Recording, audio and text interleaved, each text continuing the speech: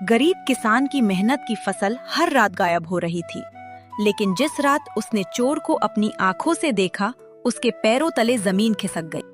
उत्तर प्रदेश के एक छोटे से गांव रामपुर में रामू नाम का एक गरीब किसान रहता था। रामू का घर मिट्टी का था, छत पुरानी थी और बरसात में हर साल टपकती थी। उसके परिवार में उसकी पत्नी गीता और 10 साल का बेटा छोटू था। गरीबी इतनी थी कि कई बार उन्हें आधा पेट खाना खाकर ही सोना पड़ता था। लेकिन रामू बहुत ही मेहनती था। रामू हमेशा कहता, मेहनत करने वालों की कभी हार नहीं होती। गांव के बाकी किसान उसका मजाक उड़ाते थे, क्योंकि उसके पास ना तो बड़ा ट्रैक्टर था, ना ज्यादा जमीन, बस 2 बीघा छोटा खेत था। वही उसकी पूरी दुनिया थी। उस साल गांव में भयंकर सूखा पड़ा था। तालाब सूख चुके थे, जानवर प्यासे घूम रहे थे, लेकिन रामू ने हार नहीं मानी। उसने दिन रात मेहनत करके अपने खेत में गेहूं बो दिए। हर सुबह सूरज निकलने से पहले वो खेत पहुंच जाता, घंटों मिट्टी पलटता, पानी देता और फसल से ऐसी बातें करता जैसे कि अपने बच्चों से बात कर रहा हो। धीरे धीरे उसकी मेहनत रंग लाने लगी। पूरे गांव में सबसे हरी फसल रामू के खेत में उगी। लोग हैरान थे। एक दिन गांव का अमीर जमींदार भानु प्रताप अपने नौकरों के साथ वहां पहुंचा। उसने गुस्से से कहा, पूरे गांव में सूखा पड़ा है और तेरे खेत में इतनी अच्छी फसल कैसे है? रामू डरते हुए बोला, मालिक, बस भगवान की कृपा है। भानु प्रताप की आंखों में जलन साफ दिखने लगी। वो मन ही मन सोचने लगा, अगर इस गरीब की फसल बिक गई तो पूरे गांव में इसकी इज्जत बढ़ जाएगी। उस रात आसमान में काले बादल छा गए, ठंडी हवा चल रही थी। रामू खाना खाकर सोने ही वाला था कि अचानक बाहर से अजीब आवाज आई। रामू ने दरवाजा खोला तो बाहर कोई नहीं था, लेकिन दूर खेतों की तरफ कुछ चमकता हुआ दिखाई दिया। रामू ने सोचा, शायद कोई जानवर होगा। वो वापस अंदर आ गया। अगली सुबह जब वो खेत पहुंचा तो उसके पैरों तले जमीन खिसक गई। उसके खेत का आधा हिस्सा पूरी तरह खाली था। जहां कल तक गेहूं की सुनहरी बालियां थी, वहां सिर्फ सूखी मिट्टी बची थी। रामू घबरा कर चिल्लाया, मेरी फसल! गांव वाले दौड़ते हुए आए। एक बूढ़ा किसान बोला, इतनी बड़ी फसल एक रात में कोई इंसान नहीं काट सकता। दूसरा डरते हुए बोला, मैंने सुना है इस खेत के पास पुरानी आत्माएं घूमती हैं। ये सुनकर सबके चेहरे डर से सफेद पड़ गए। रामू को विश्वास नहीं हुआ। उसने सोचा, कोई चोर होगा। उस रात उसने फैसला किया कि वो खेत में ही पहरा देगा। गीता डरते हुए बोली, मत जाओ रामू, मुझे कुछ अच्छा नहीं लग रहा है। लेकिन रामू अपनी फसल बचाना चाहता था। रात के 12 बजे चारों तरफ सन्नाटा था, सिर्फ झिंगुरों की आवाज आ रही थी। रामू खेत के बीच पेड़ के नीचे बैठा था। अचानक हवा तेज चलने लगी, फसल अपने आप हिलने लगी। तभी रामू ने देखा, खेत के बीचों बीच एक काला साया खड़ा था। उसकी आंखें लाल चमक रही थी। रामू डर से कांपने लगा। वो चिल्लाया, कौन है वहाँ? लेकिन तभी वो साया धीरे धीरे फसल के अंदर गायब हो गया और अगले ही पल पूरा खेत ऐसे हिलने लगा जैसे कोई सैकड़ों लोगों के साथ फसल को काट रहा हो। रामू दौड़कर वहां पहुंचा, लेकिन अचानक पीछे से किसी ने उसका कंधा पकड़ लिया। रामू चीख पड़ा, आ! और उसने पीछे मुड़कर देखा, उसके होश उड़ गए। रामू ने डरते हुए पीछे मुड़कर देखा। उसके सामने गांव का बूढ़ा साधु खड़ा था। लंबी सफेद दाढ़ी, हाथों में लकड़ी की छड़ी और आंखों में अजीब सी चमक। रामू हाफते हुए बोला, बाबा, आपने तो मेरी जान ही निकाल दी। लेकिन बाबा का चेहरा गंभीर था। उन्होंने धीरे से कहा, ये खेत अब साधारण नहीं रहा रामू। रामू घबरा कर बोला, मतलब? बाबा ने खेत की तरफ देखते हुए कहा, आज से 100 साल पहले यहाँ एक बहुत अमीर साहूकार रहता था। उसने गरीब किसानों की जमीन छीनकर अपना खजाना इसी खेत के नीचे छिपाया था। हवा अचानक और ठंडी हो गई। लेकिन बाबा ने धीमी आवाज में कहा, एक रात गांव वालों ने उसे श्राप दिया। कहते हैं उसकी लालची आत्मा आज भी इस खेत की रखवाली करती है। रामू के हाथ कांपने लगे। नहीं नहीं बाबा, ये सब झूठ है। तभी अचानक खेत के बीचों बीच तेज चमक हुई और फसल अपने आप नीचे दबने लगी, जैसे कोई अदृश्य चीज उसे खा रही हो। रामू डर कर पीछे हट गया। उसने पहली बार अपनी आंखों से देखा गेहूं की बालियां धीरे धीरे मिट्टी के अंदर समा रही थी। रामू जोर से चिल्लाया, मेरी फसल! वो दौड़कर आगे बढ़ा, लेकिन बाबा ने उसका हाथ पकड़ लिया। नहीं, उस तरफ मत जाना। तभी मिट्टी के नीचे से अजीब आवाज आई, ये खेत मेरा है। रामू के शरीर में सिहरन दौड़ गई। अचानक तेज तूफान शुरू हो गया। आसमान में बिजली चमकने लगी और खेत के बीच एक विशाल काला साया दिखाई दिया। उसकी आंखें आग की तरह लाल थी। रामू डर के मारे जमीन पर गिर पड़ा। वो साया गुस्से से बोला, जो भी मेरी फसल छीनने आएगा उसका सब कुछ खत्म हो जाएगा। इतना कहकर वो हवा में गायब हो गया। कुछ ही सेकंड में रामू की आधी बची फसल भी गायब हो चुकी थी। अब खेत लगभग खाली था। रामू की आंखों में आंसू आ गए। वो जमीन पर बैठकर रोने लगा। अब मैं अपने परिवार को कैसे पालूंगा भगवान? बाबा ने उसके कंधे पर हाथ रखा। अगर तुम सच जानना चाहते हो तो कल रात पुराने बरगद के पेड़ के पास आना। इतना कहकर बाबा अंधेरे में गायब हो गए। अगली सुबह गांव में खबर फैल गई। लोग कहने लगे, रामू का खेत श्रापित है, वहाँ भूत रहते हैं, जो भी वहाँ जाएगा बचकर नहीं आएगा। अब कोई भी रामू के खेत के पास जाने की हिम्मत नहीं करता था। लेकिन भानु प्रताप अंदर ही अंदर बहुत खुश था। उसने अपने नौकर से कहा, अब वो गरीब किसान कभी नहीं उठ पाएगा। उधर रामू का बेटा छोटू अपने पिता को रोता देखकर बहुत उदास हो गया। वो बोला, बाबा, क्या हमारी फसल सच में भूत ले गया? रामू चुप रहा। उसे खुद समझ नहीं आ रहा था कि क्या हो रहा है। रात होते ही वो चुपके से पुराने बरगद के पेड़ की तरफ चल पड़ा। चारों तरफ घना अंधेरा था। उल्लुओं की डरावनी आवाज आ रही थी। जैसे ही वो पेड़ के पास पहुंचा, उसे वही बाबा दिखाई दिए। लेकिन इस बार बाबा के साथ एक बड़े लोहे का संदूक रखा था। रामू ने पूछा, बाबा, इसमें क्या है? बाबा ने धीरे धीरे संदूक को खोला।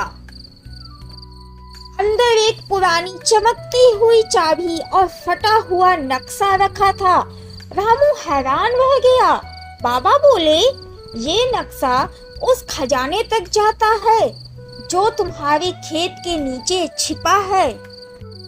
रामू की सांसें तेज हो गई, लेकिन बाबा ने गंभीर होकर कहा, उस खजाने तक पहुंचने के लिए तुम्हें उस आत्मा का सामना करना होगा।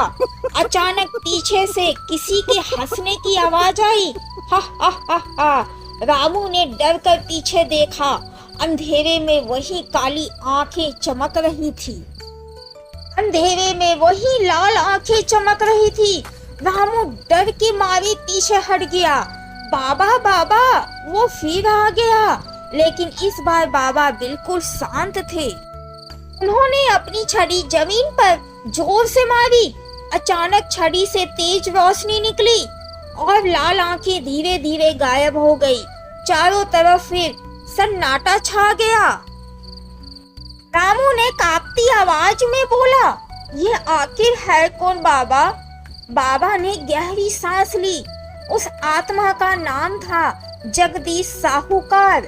सालों पहले उसने गरीब किसानों को धोखा देकर उनकी जमीन छीन ली थी। रामू ध्यान से सुनने लगा जो सारी घटनाएं घटी थी। बाबा ने बताया, मरने से पहले उसने अपना सारा सोना और खजाना तुम्हारे खेत के नीचे छिपा दिया था, लेकिन लालच में उसने एक तांत्रिक से उस खजाने की रक्षा करवाने की कोशिश की। हवा अचानक भारी हो गई, लेकिन तांत्रिक विद्या उल्टी पड़ गई। जगदीश की आत्मा उसी खजाने से बंद कर रह गई। रामू के चेहरे पर डर साफ दिख रहा था। तो वो मेरी फसल क्यों ले रहा है? बाबा बोले, क्योंकि उसे लगता है कि हर इंसान उसका खजाना छीनने आया है। इतना कहकर बाबा ने नक्शा रामू को दे दिया। अगर तुम उस आत्मा को मुक्त कर दो तो तुम्हारी जिंदगी बदल सकती है। रामू उलझन में पड़ गया। एक तरफ डर और दूसरी तरफ अपने परिवार की गरीबी। आखिर उसने हिम्मत करके कहा, मैं कोशिश करूंगा बाबा। बाबा मुस्कुराए। याद रखना, असली ताकत डर में नहीं, हिम्मत में होती है। उसी रात रामू चुपके से अपने खेत की तरफ गया। उसके हाथ में लालटेन, पुराना नक्शा और चमकती हुई चाबी थी। आसमान में बादल गरज रहे थे। जैसे जैसे वो खेत के बीच पहुंचा, नक्शे पर बनी लाल रेखा चमकने लगी। रामू ने जमीन खोदनी शुरू की। कुछ देर बाद फावड़ा किसी लोहे की चीज से टकराया। रामू की धड़कन तेज हो गई। उसने जल्दी जल्दी मिट्टी हटाना शुरू कर दिया और फिर उसे जमीन के नीचे से एक विशाल लोहे का दरवाजा दिखाई दिया। दरवाजे पर अजीब निशान बने थे। बीच में ताला जैसा एक गोल निशान था। रामू ने कांपते हाथों से चाबी निकाली। जैसे ही उसने चाबी ताले में डाली, पूरा खेत जोर जोर से कांपने लगा। आसमान में बिजली चमकी और अचानक पीछे से भारी आवाज आई। रामू डर कर पीछे मुड़ा। वही विशाल काला साया उसके सामने खड़ा था। इस बार वो पहले से भी ज्यादा भयंकर लग रहा था। उसकी आंखों से आग निकल रही थी। कोई भी मेरा खजाना नहीं ले सकता। रामू डर गया, लेकिन उसे अपने परिवार का चेहरा याद आया। उसने हिम्मत करके कहा, मैं तुम्हारा खजाना चुराने नहीं आया। मैं बस अपनी फसल वापस चाहता हूँ। कुछ पल के लिए आत्मा शांत हो गई, फिर गुस्से से चिल्लाई, झूठ! इंसान सिर्फ लालची होते हैं। अचानक जमीन फटने लगी। रामू गिर पड़ा। उसकी लालटेन दूर जा गिरी और बुझ गई। अब चारों तरफ सिर्फ अंधेरा था। तभी मिट्टी के नीचे से सैकड़ों हाथ निकले। वे हाथ रामू के पैरों को पकड़ने लगे। रामू डर कर चिल्लाया, बचाओ बचाओ! लेकिन तभी उसे बाबा की बात याद आई, डरोगे तो हार जाओगे। रामू ने आंखें बंद की और जोर से कहा, मैं गरीब हूँ लेकिन चोर नहीं। अचानक उसके हाथ की चाबी तेज चमकने लगी। पूरे खेत में रोशनी फैल गई और पहली बार काले साए का असली चेहरा उसे दिखाई दिया। वो कोई राक्षस नहीं, बल्कि रोता हुआ बूढ़ा आदमी था। उसकी आंखों में दर्द था। वो धीरे से बोला, मुझे मुक्ति चाहिए। रामू हैरान रह गया, लेकिन तभी दूर कहीं से घोड़ों की आवाज आने लगी। कोई तेजी से खेत की तरफ आ रहा था। घोड़ों की आवाज तेजी से पास आने लगी। रामू ने डरते हुए पीछे देखा। अंधेरे में कई मसाले चमक रही थी। कुछ ही पलों में भानु प्रताप अपने आदमियों के साथ वहां पहुंच गया। उसके चेहरे पर गुस्से भरी मुस्कान थी। तो तू आखिरकार खजाने तक पहुंच ही गया रामू। रामू हैरान रह गया। तो तुम यहाँ? भानु प्रताप घोड़े से नीचे उतरा और जोर से हंसा। मैं कई दिनों से तुझ पर नजर रख रहा था रामू। तभी उसके पीछे खड़े एक आदमी ने कहा, मालिक जल्दी कीजिए, कहीं फिर से वो आत्मा जग गई तो। रामू सब समझ चुका था। वो गुस्से से बोला, तो मेरी फसल तुम लोगों ने गायब की थी? भानु प्रताप हंस पड़ा। हाँ, रात में हम लोग तेरी फसल काट कर छिपा देते थे। रामू की आंखें फैल गईं, लेकिन वो भूत? भानु प्रताप थोड़ा डर गया। वो असली था। असल में भानु प्रताप को सालों पहले इस खजाने के बारे में पता चल चुका था, लेकिन वो अकेले उस आत्मा का सामना नहीं कर पाया।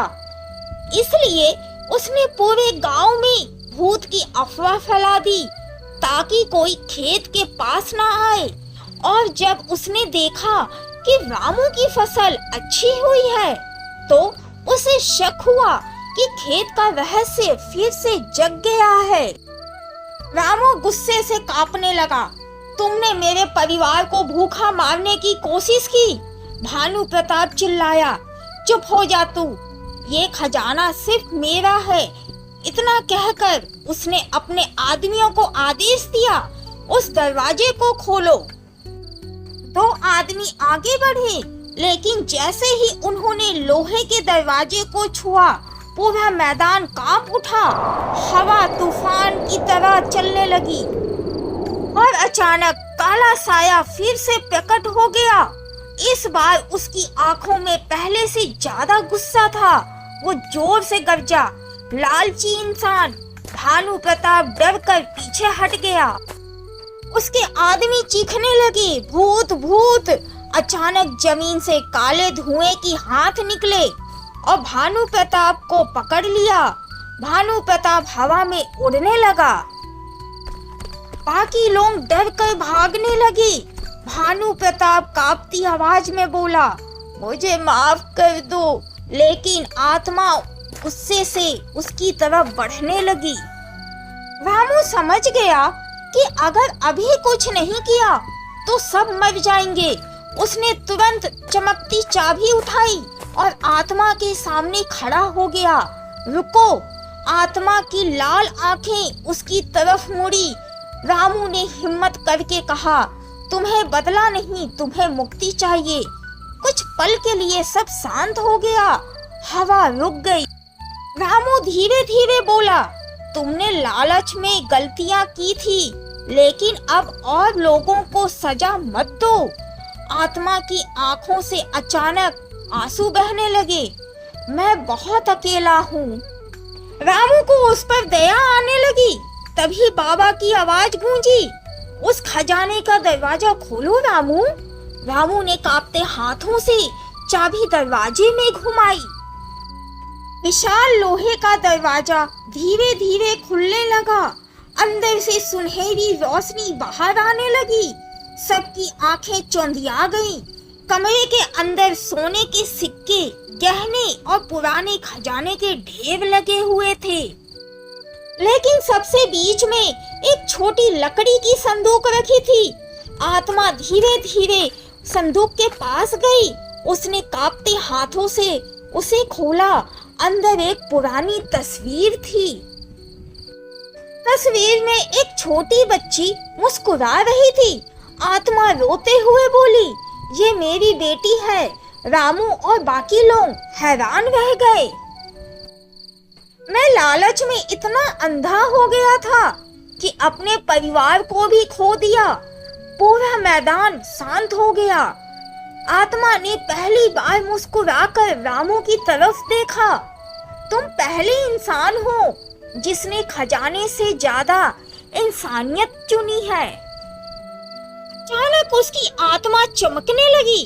धीरे धीरे उसका शरीर हवा में घुलने लगा और जाते जाते उसने कहा, अब ये खेत तुम्हारा है। पूरा खेत तेज रोशनी से भर गया और अगले ही पल सूखी मिट्टी में हरी हरी फसल उगने लगी। सब लोग आश्चर्य से देखने लगे। पूरा खेत तेज रोशनी से चमक रहा था। रामू, भानु प्रताप और गांव वाले हैरानी से उस चमत्कार को देख रहे थे। कुछ ही पलों में सूखी मिट्टी से हरी हरी गेहूं की फसल उगने लगी। जहां कल तक बंजर जमीन थी, वहां अब सुनहरी बालियां हवा में लहरा रही थी। गांव वाले डर और खुशी से एक दूसरे को देखने लगे। एक बूढ़ा आदमी बोला, ये तो भाई चमत्कार है। रामू की आंखों में आंसू आ गए। उसे विश्वास नहीं हो रहा था कि उसकी फसल वापस आ गई है। तभी आसमान से हल्की बारिश शुरू हो गई। कई महीनों बाद रामपुर गांव में बारिश हुई थी।